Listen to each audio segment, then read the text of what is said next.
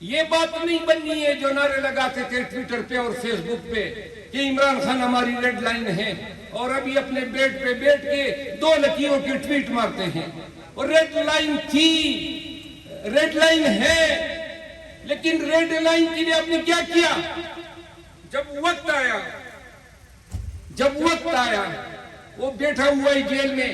جب بھی میں ملتا ہوں مجھے حوصلے کی بات کرتا ہے، ہمت کی بات کرتا ہے، اور میں بار بار کہتا رہتا ہوں وہ پشتو روانی سے نہیں بولتا ہے، لیکن میں قسم اٹھا کے کہتا ہوں کہ میں نے پشتونوں میں ساری زندگی گزار دی.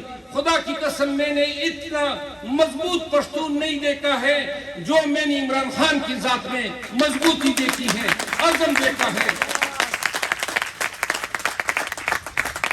لہذا بحیثیت وکیل یہ ڈیسائیسو مومنٹ سے یہ وقت گزر جائے گا. وقت تو کیا کہتے ہیں کہ سائیں وقت گزارنے کے لیے بھی وقت لیتا ہے. یہ ڈیسائیسو مومنٹ ہے. جو لوگ مصلحت سے کام لیں گے، جو لوگ اس وقت میں اپنے کمیونٹیز کے لیے کھڑے نہیں ہوں گے.